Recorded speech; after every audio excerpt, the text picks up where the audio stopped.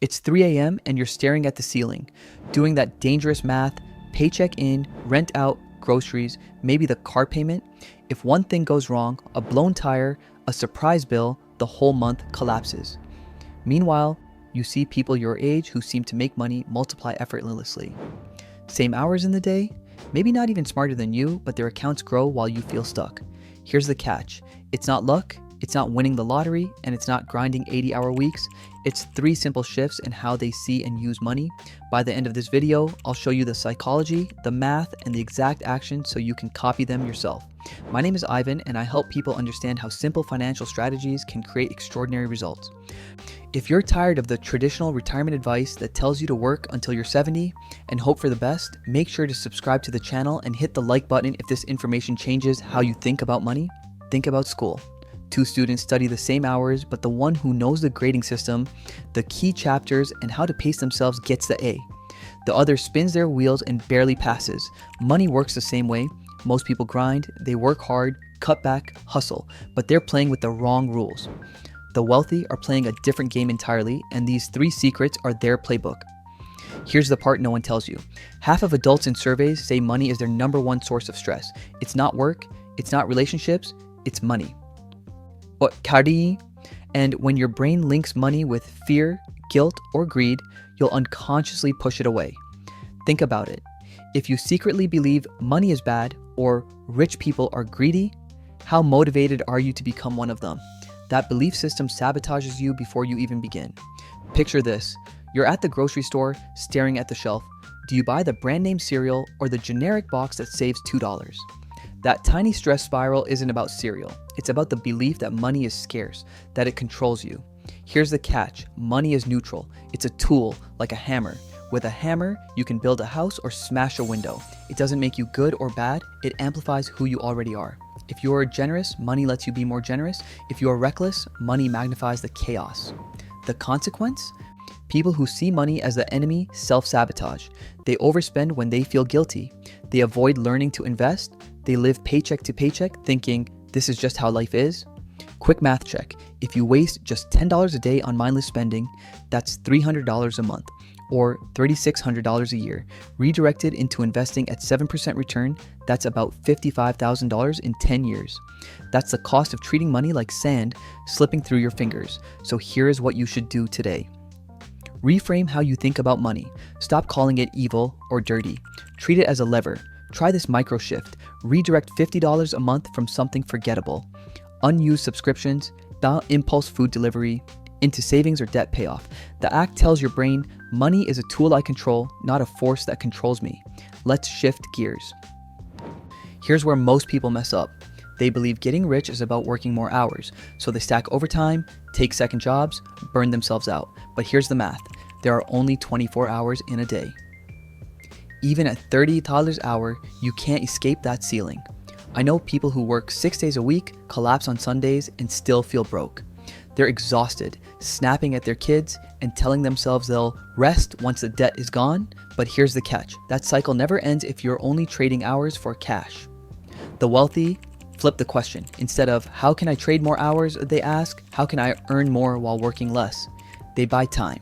They invest in systems, assets, or skills that keep paying when they're not working. Let me make this concrete. Imagine you work 50 hours a week and save nothing.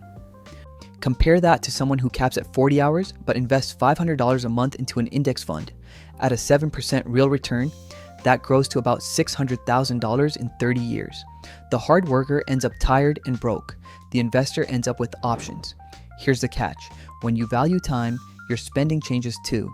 You'll gladly spend $200 on a tool that saves you 10 hours, but you won't waste $200 on a status item that costs you future freedom. Now, I have got a genius idea for you to fix this. Just audit 1 week of your life. Circle the hours where you're trading time for low payoff, overtime shifts, endless commutes, scrolling. Replace just 2 of those hours with something that compounds, learning a skill, building a side asset, or exercising to increase energy.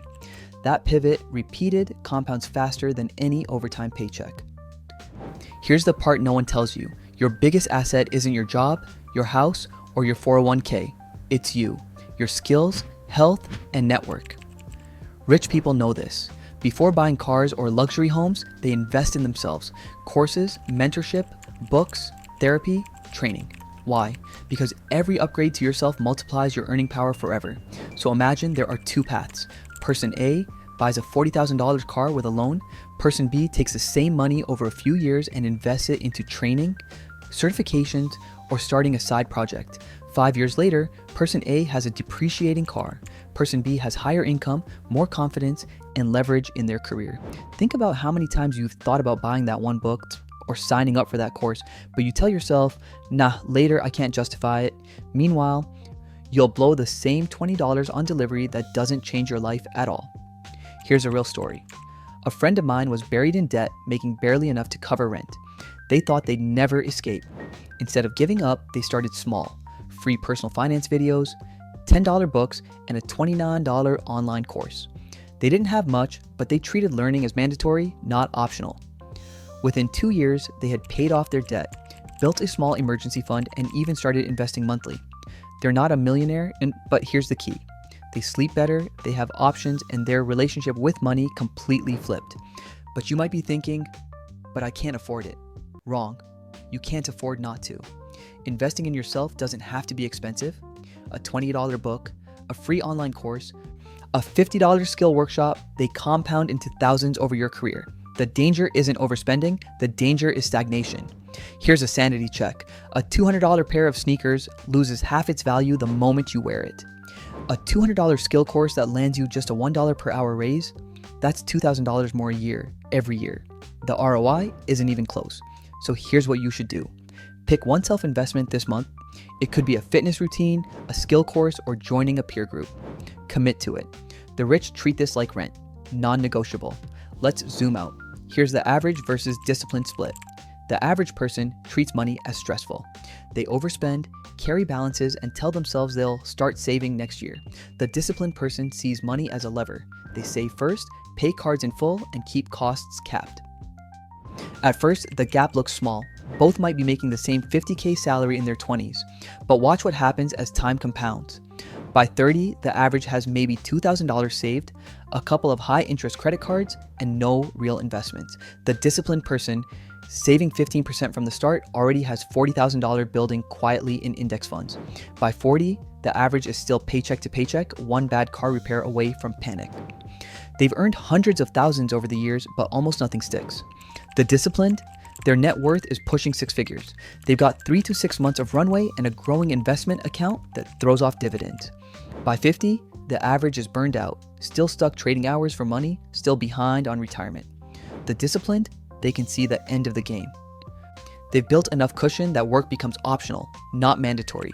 They can walk away from a bad job or take a year off without fear. That's the delta. Same starting income, same hours in the day, but one life path stays stuck in survival mode. The other buys freedom, options, and peace of mind. The biggest secret the wealthy know isn't locked away in some playbook. It's mindset, it's identity, it's deciding to see money as a lever, to guard your time like it's the rarest asset you'll ever own, and to keep building yourself into someone more valuable every single year. Remember the friend I told you about? They didn't get lucky. They didn't suddenly make six figures. They shifted who they were. They stopped saying I'm broke and stuck and started acting like someone who invests in themselves and manages money on purpose. That small identity shift unlocked their freedom. And that's the same opportunity in front of you. You don't need a lottery win or a new job title. You need one decision today. Move $50 into savings, cancel a bill you don't use, or finally buy the book you've been putting off. That single act rewires your identity from survival mode to builder mode. Imagine the difference. No more 3 a.m. math, no more panic at the mechanic when your car needs $800 in repairs. You just pay it in calmly because you built the buffer. That's what becoming a disciplined person feels like. The median American has less than $1,000 in savings.